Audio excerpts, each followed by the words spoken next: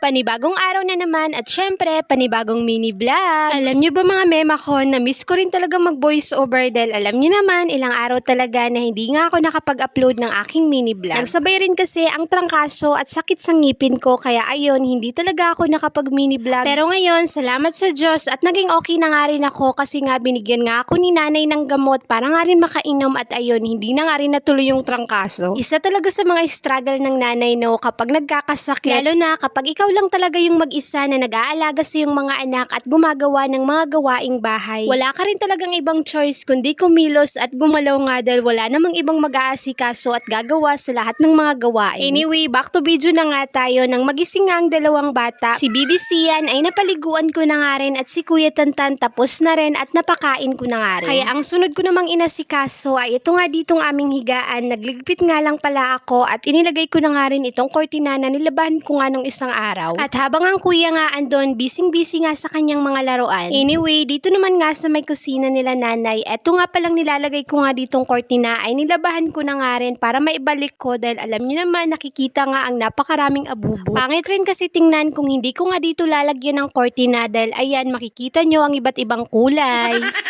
Nalinisan ko na nga rin pala yan dyan dahil nga maraming alikabok noong nang patiles nga si nanay dito. At yung ibang part naman ng bahay dito nila nanay, sa susunod na araw na naman nga ako maglilinis. Malapit na nga rin palang magtanghalian dyan kaya ayan, nagayak na nga rin pala ako para nga sa uulamin namin ni Kuya Tantan. Binigyan kasi ako ni nanay ng ilang pirasong hiwa ng karning baboy kaya ayan, naisipan ko na isigang na nga lang. Nakakuha nga rin pala ako ng mga gulay-gulay doon nga sa taniman ni mama at ayan, nakikita nyo naman kung gaano kaliliit pa nga yung mga at kinuha ko na nga lang para kahit papaano nga ay masahugan nga rin ng gulay. Gusto ko na nga rin kasing sanayin si Kuya Tantan na palaging kumain nga ng gulay. Kaya ayan, naisipan ko na nga lang din na sabawan para nga rin mapadami ang kain niya. Anyway, may kanya-kanya naman tayong version kung paano magluto nga ng sinigang kaya hayaan nyo na lang ako. Mabuti nga din at nakatulog na nga rin si BBC yan at nakapagluto pa nga ako nitong aming ulam dahil alam nyo ba, may pagkakataon talaga na hindi nga natutuloy yung pagluluto ko ng ulam kapag gising nga si BBC yan dahil parating ang umiiyak at hindi nga talaga nagpapaiwan. Isa rin talaga yan sa mga struggle ko kaya kung kailan talaga tulog si BBC yan, sinasamantala ko talaga palagi ang pagkakataon. Nagising na nga rin pala dyan si BBC yan at umiiyak nga kaya ayan, kinarga ko na nga rin. At makalipas nga rin ng ilang minuto at ayan, naluto na nga rin itong aming sinigang. O siya mga mima ko, kain po tayo. Yak na mapapadami na naman ang kain namin ito ni Kuya Tantan kaya ayun lang po muna for today's mini vlog.